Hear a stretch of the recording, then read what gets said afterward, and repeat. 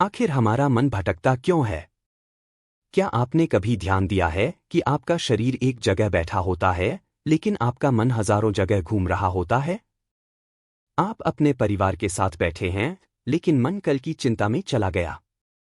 आप काम कर रहे हैं, लेकिन दिमाग किसी पुरानी घटना को बार बार दोहरा रहा है। आप सोने के लिए बिस्तर पर जाते हैं, लेकिन नींद आने की बजाय मन में विचारों का तूफान शुरू हो जाता है। कभी पैसा, कभी रिश्ते, कभी सम्मान, कभी अपमान, कभी भविष्य और कभी अतीत। आखिर यह मन रुकता क्यों नहीं? हम कहते हैं, मेरा मन बहुत चंचल है, मेरा मन मेरे नियंत्रण में नहीं है, मैं चाहकर भी अपने विचारों को रोक नहीं पाता। लेकिन अष्टावक्र गीता की दृष्टि से शायद असली सवाल यह नहीं है कि मन क्यों भटकता है। असली सवाल यह है कि मन को भटकता हुआ देखने वाला कौन है।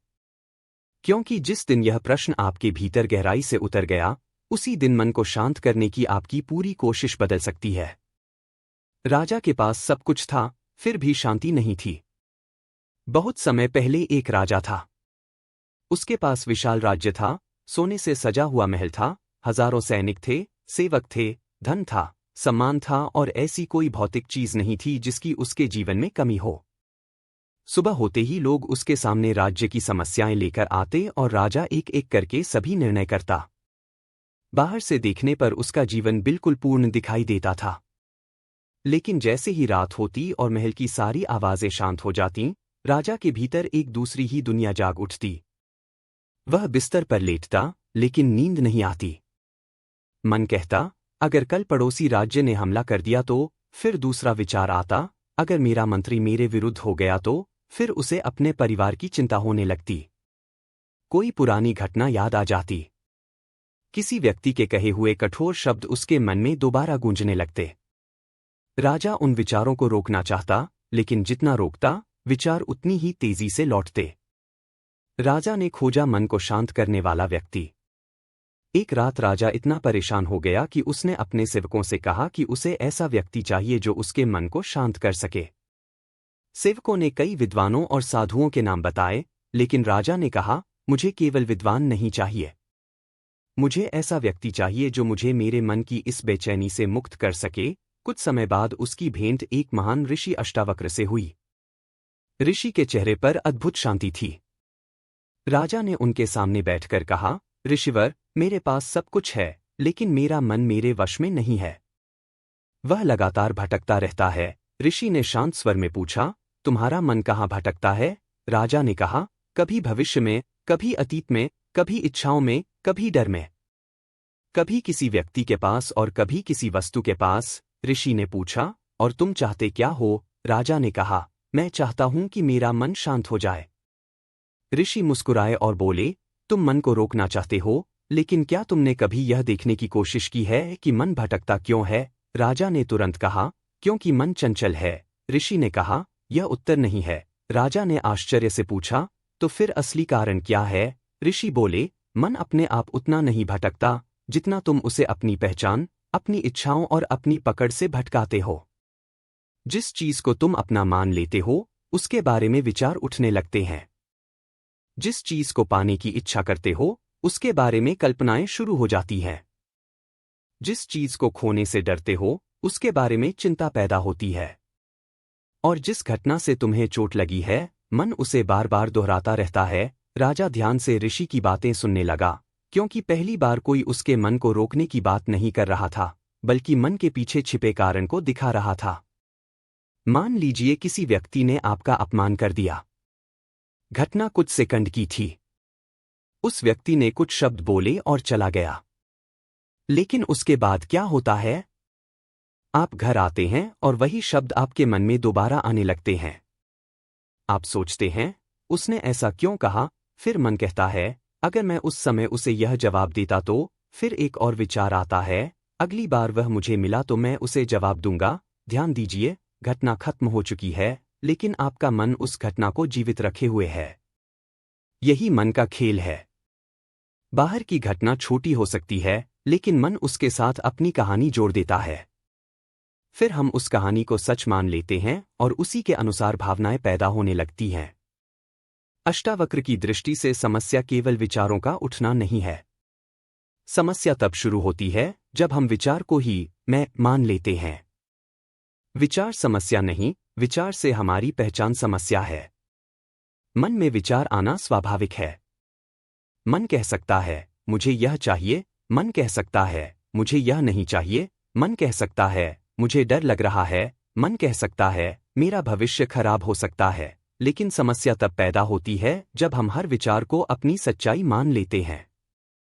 विचार कहता है मैं असफल हो जाऊंगा, हम तुरंत मान लेते हैं कि सच में हम असफल हो जाएंगे और डर पैदा हो जाता है। विचार कहता है मुझे सम्मान चाहिए, हम मान लेते हैं कि सम्मान के बिना हमारी कोई कीमत नहीं है और फिर दूसरों की राय हमारे सुख दुख को नियंत्रित करने लगती है। विचार कहता है मुझे यह व्यक्ति चाहिए, हम उसे अपनी खुशी की शर्त बना देते हैं और फिर आसक्ति पैदा होती है। इसलिए विचार अकेला उतना शक्तिशाली नहीं है। उसे शक्ति हमारी पहचान और हमारी पकड़ से मिलती है। एक छोटी सी कहानी, विचारों की नदी से इसे समझते हैं। कल्पना कीजिए, एक व्यक्ति नदी के किनारे बैठा था। उसने देखा कि एक पत्ता नदी के पानी के साथ धीरे धीरे बह रहा है। वह पत्ते को देखकर सोचने लगा, काश मेरा जीवन भी इतना सरल होता। लेकिन अगले ही क्षण उसके मन में विचार आया, मेरा जीवन इतना उलझा हुआ क्यों है। फिर उसने सोचा, मैं इतना परेशान क्यों रहता हूं। इसके बाद विचार आया, मेरी जिंदगी में शांति कब आएगी। फिर उसने सोचा, शायद मुझे ध्यान करना चाहिए। फिर मन बोला, लेकिन मैं ध्यान भी ठीक से नहीं कर पाता। कुछ ही मिनटों में वह नदी के किनारे बैठा व्यक्ति नदी को देखना भूल गया और अपने ही विचारों की नदी में बहने लगा। यही हमारी स्थिति है। हम सोचते हैं कि मन विचारों के कारण भटकता है, लेकिन असल में हम विचारों के पीछे चल पड़ते हैं। क्या विचारों को रोकना जरूरी है? अब एक बहुत महत्वपूर्ण बात समझिए। अगर मैं आपसे कहूं कि अगले 10 सेकंड तक किसी हाथी के बारे में बिल्कुल मत सोचिए, तो आपके मन में सबसे पहले क्या आएगा? हाथी। क्योंकि आपने मन को आदेश दिया कि हाथी के बारे में मत सोचो और मन ने उसी क्षण हाथी को पकड़ लिया। यही हमारी सबसे बड़ी गलती है। हम कहते हैं, मुझे कोई विचार नहीं चाहिए, लेकिन इस वाक्य के साथ ही हमारा ध्यान विचारों पर टिक जाता है। एक विचार आता है और हम कहते हैं, यह विचार क्यों आया। दूसरा आता है तो कहते हैं, यह भी नहीं आना चाहिए। फिर तीसरा विचार आता है और हम परेशान हो जाते हैं कि मेरा मन शांत क्यों नहीं होता। इस तरह हम विचारों से लड़ते लड़ते उन्हें और ज्यादा शक्ति दे देते हैं। अष्टावक्र की शिक्षा हमें एक अलग रास्ता दिखाती है। मन को हराना नहीं है, मन को देखना है। साक्षी कौन है? अब कहानी का सबसे महत्वपूर्ण हिस्सा आता है। ऋषि ने राजा से पूछा, जब तुम्हारे भीतर कोई विचार आता है तो क्या तुम्हें पता चलता है कि विचार आया है? राजा ने कहा, हाँ। ऋषि ने पूछा, जब चिंता आती है क्या तुम्हें पता चलता है कि चिंता हो रही है? राजा ने कहा, हाँ। फिर ऋषि ने पूछा, जब क्रोध आता है क्या तुम्हें पता चलता है कि क्रोध आया? राजा ने फिर कहा, हाँ। ऋषि बोले, तो फिर एक बात बताओ, जो क्रोध को देख रहा है क्या वह स्वयं क्रोध है? जो विचार को देख रहा है क्या वह स्वयं विचार है? राजा चुप हो गया। ऋषि ने कहा, विचार बदलते रहते हैं, भावनाएं बदलती रहती हैं, इच्छाएं बदलती रहती हैं, शरीर बदलता रहता है। लेकिन वह कौन है जो इन सभी बदलावों को जानता है? यही प्रश्न साक्षी की ओर ले जाता है। मन क्यों भटकता है? असली कारण। अब इस पूरे विषय के सबसे महत्वपूर्ण प्रश्न का उत्तर समझिए। मन इसलिए भटकता है क्योंकि हम मन में उठने वाली चीजों को अपने अस्तित्व से जोड़ लेते हैं।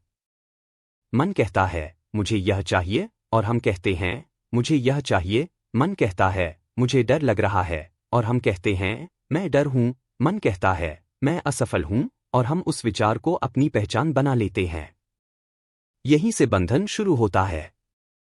अगर आपके घर के बाहर सड़क है और उस सड़क से सैकड़ों लोग गुजरते हैं, तो क्या आप हर व्यक्ति को अपने घर के अंदर बुलाते हैं? नहीं। आप उन्हें देखते हैं और जाने देते हैं। मन के विचारों के साथ भी ऐसा ही किया जा सकता है। विचार आया, उसे देखा और जाने दिया। लेकिन हम क्या करते हैं? एक विचार आया और हमने उसके साथ बातचीत शुरू कर दी। फिर उस पर विश्वास किया। फिर उसे दोहराया। फिर उससे भावना पैदा हुई और उसी भावना से कई नए विचार पैदा हो गए। इच्छा मन को भविष्य में भेजती है। मन के भटकने का एक बड़ा कारण इच्छा भी है। इच्छा अपने आप में गलत नहीं है।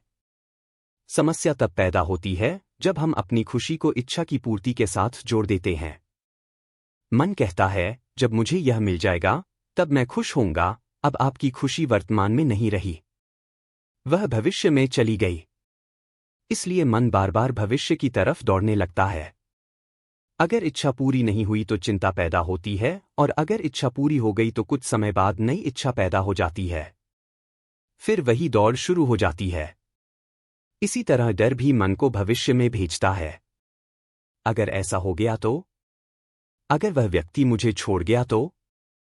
अगर मैं असफल हो गया तो? ध्यान दीजिए, डर का बहुत बड़ा हिस्सा वर्तमान में नहीं होता, वह मन की कल्पना में होता है। इसलिए मन बार बार उस जगह चला जाता है जो अभी आई ही नहीं है। राजा की सबसे बड़ी परीक्षा।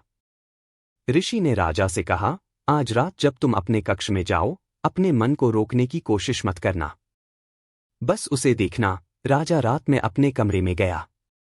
कुछ देर बाद विचार आया, कल दरबार में क्या होगा। राजा ने उस विचार को केवल देखा। फिर परिवार की चिंता आई, उसने उसे भी देखा। फिर एक पुरानी घटना याद आई और उसके भीतर क्रोध उठा। पहले वह उस क्रोध को दबाता या उसके साथ बह जाता, लेकिन आज उसने केवल देखा। कुछ देर बाद वह विचार कमजोर पड़ गया। फिर एक इच्छा आई, राजा ने उसे भी देखा। फिर भविष्य की चिंता आई, उसे भी देखा। धीरे धीरे राजा को एक अद्भुत अनुभव होने लगा। विचार अभी भी आ रहे थे, लेकिन वह उनके साथ जा नहीं रहा था। विचार थे, लेकिन वह विचारों में खो नहीं रहा था। पहली बार उसे महसूस हुआ कि उसका मन उसके सामने है और वह मन को देख सकता है। मन को शांत करने का वास्तविक तरीका। अगर आप सच में अपने मन की भटकन को समझना चाहते हैं, तो सबसे पहले विचारों से युद्ध करना बंद कीजिए। जब कोई विचार आए तो तुरंत यह मत कहिए कि यह गलत है, बस इतना देखिए, एक विचार आया है। अगर चिंता उठे तो कहिए, चिंता उपस्थित है। अगर क्रोध उठे तो देखिए, क्रोध उपस्थित है। अगर इच्छा उठे तो देखिए, इच्छा उपस्थित है। इस छोटे से बदलाव में बहुत गहराई छिपी है। मैं परेशान हूं कहने के बजाय अगर आप देख पाएं कि मेरे भीतर परेशानी दिखाई दे रही है, तो आपके और उस परेशानी के बीच थोड़ी दूरी बन जाती है। मैं क्रोधित हूं की जगह क्रोध उठ रहा है कहना आपको क्रोध से थोड़ा अलग खड़ा कर देता है। यही साक्षी भाव की शुरुआत है। मन को रोकना नहीं, मन को देखना है। हम अक्सर सोचते हैं कि आध्यात्मिकता का मतलब मन को बिल्कुल खाली कर देना है, लेकिन मन में विचार आना कोई असफलता नहीं है। असली बात यह है कि क्या विचार आपको अपने साथ बहा कर ले जा रहा है। अगर मन में विचार आया और आपने उसे देखा, तो आप पहले से अधिक स्वतंत्र हैं। अगर चिंता आई और आपने उसे पहचान लिया, तो आप चिंता के गुलाम नहीं रहे। अगर क्रोध आया और आपने उसे देखा, तो क्रोध और आपके बीच दूरी बन गई। अष्टावक्र की दृष्टि हमें मन के साथ युद्ध करने के बजाय अपनी पहचान को समझने की दिशा देती है। मन को मिटाना आवश्यक नहीं, मन को समझना आवश्यक है। सबसे बड़ा भ्रम, मन शांत होगा तभी मैं सुखी होऊंगा। हम में से अधिकतर लोग मानते हैं कि जब हमारा मन पूरी तरह शांत हो जाएगा, तभी हमें सुख मिलेगा। लेकिन अगर हम ध्यान से देखें तो मन की शांति हमेशा स्थायी नहीं रहती। आज मन शांत है, कल कोई घटना उसे परेशान कर सकती है। आज खुशी है, कल दुख आ सकता है। आज इच्छा पूरी हुई है, कल नई इच्छा पैदा हो सकती है। इसलिए अगर हमारी शांति केवल मन की अवस्था पर निर्भर है, तो हमारी शांति भी बदलती रहेगी। अष्टावक्र की दृष्टि हमें इससे गहरी जगह देखने को कहती है। विचार आएं या न आएं, आप उन्हें जानने वाले हैं। भावना उठे या शांत हो जाए, आप उसे जानने वाले हैं। मन प्रसन्न हो या दुखी हो, आप उसके परिवर्तन को जानने वाले हैं। इसलिए मुक्ति का अर्थ केवल विचारों का खत्म हो जाना नहीं है। मुक्ति का अर्थ है विचारों के रहते हुए भी उनके गुलाम न बनना। आज से एक छोटा सा प्रयोग कीजिए। आज रात सोने से पहले केवल 5 मिनट अकेले बैठिए। आंखें बंद कर लीजिए और मन को शांत करने की कोशिश मत कीजिए। कोई विचार आए तो उसे रोकिए मत। कोई पुरानी घटना याद आए तो उससे लड़िए मत। कोई भविष्य की चिंता आए तो उसे दबाइए मत। बस देखिए। मन कहे मैं यह ठीक से नहीं कर रहा हूं, तो उस विचार को भी देखिए। मन कहे कब तक बैठना है, उसे भी देखिए। आप केवल एक चीज का अभ्यास कर रहे हैं, देखने का। धीरे धीरे आपको अनुभव होगा कि विचार आते हैं और चले जाते हैं। भावनाएं उठती हैं और शांत हो जाती हैं। लेकिन उनके बीच कुछ ऐसा है जो लगातार उन्हें देख रहा है। उसी देखने की क्षमता को अष्टावक्र की दृष्टि में साक्षी के रूप में समझा जा सकता है। असली आजादी क्या है? राजा ने अंत में ऋषि से पूछा, क्या मेरा मन कभी पूरी तरह रुक जाएगा? ऋषि मुस्कुराए और बोले, तुम्हें मन को रोकने की आवश्यकता ही क्यों है? राजा ने पूछा, फिर मुझे क्या करना चाहिए? ऋषि बोले, जो आता है उसे देखो, जो जाता है उसे जाने दो और उस चेतना को पहचानो जो आने जाने वाली हर चीज को देख रही है। यही इस पूरी कहानी का सार है। मन भटकेगा, विचार आएंगे, भावनाएं बदलेंगी और परिस्थितियां बदलती रहेंगी। लेकिन जरूरी यह नहीं कि मन कभी न भटके। जरूरी यह है कि मन भटके तो क्या तुम भी उसके साथ भटक जाते हो? मन को जीतना नहीं, स्वयं को पहचानना है। अगली बार जब आपका मन बहुत ज्यादा भटके, तो उससे लड़ने की बजाय कुछ क्षण रुकिए और स्वयं से पूछिए, यह विचार किसके सामने उठ रहा है? अगर क्रोध है तो पूछिए, क्रोध को कौन देख रहा है? अगर चिंता है तो देखिए, चिंता का मुझे पता कैसे चल रहा है? इन प्रश्नों का उत्तर शब्दों में देने की जरूरत नहीं है। बस देखने की कोशिश कीजिए। धीरे धीरे आपको अनुभव हो सकता है कि मन नदी की तरह बह रहा है, लेकिन आप नदी नहीं हैं। विचार आ रहे हैं, लेकिन आप केवल विचार नहीं हैं। भावनाएं उठ रही हैं, लेकिन आप केवल भावनाओं तक सीमित नहीं हैं। मन बदल रहा है, लेकिन उसे जानने वाली चेतना हर परिवर्तन की साक्षी है। इसलिए सवाल यह नहीं है कि मन कब भटकना बंद करेगा। असली सवाल यह है कि जब मन भटकेगा, तब क्या मैं भी उसके साथ भटक जाऊंगा? यही अंतर्बंधन और स्वतंत्रता के बीच है। मन कहता है, मुझे यह चाहिए, और आप उसे तुरंत अपनी इच्छा बना लेते हैं। मन कहता है, मुझे डर लग रहा है, और आप स्वयं को डर समझ लेते हैं। मन कहता है, मैं असफल हूं, और आप उस विचार को अपनी पहचान बना लेते हैं। लेकिन जिस क्षण आप देख लेते हैं कि यह सिर्फ एक विचार है और मैं इस विचार को देख रहा हूं, उसी क्षण आपके भीतर एक दूरी पैदा होती है। वही दूरी धीरे धीरे स्वतंत्रता का द्वार बन सकती है। मन को हराना जरूरी नहीं है। मन से भागना जरूरी नहीं है। मन को जबरदस्ती शांत करना भी जरूरी नहीं है। बस मन को मन की तरह देखना सीखिए और स्वयं को उस साक्षी के रूप में पहचानने का प्रयास कीजिए जो विचारों, भावनाओं और अनुभवों को आते जाते देखता है। क्योंकि हो सकता है कि जिस मन को आप आज अपनी सबसे बड़ी समस्या समझ रहे हैं, वह समस्या कम और आपको स्वयं को पहचानने का अवसर अधिक हो। मन भटकता रहे, आप देखते रहिए। क्योंकि जिस दिन मन भटके और आप उसके साथ न भटकें, उस दिन आपको समझ आने लगेगा कि असली शांति मन को रोकने में नहीं, बल्कि मन से अपनी गलत पहचान छोड़ने में है। अगर यह विचार आपके भीतर तक पहुंचा हो, तो कमेंट में सिर्फ एक शब्द लिखिए, मैं साक्षी हूं।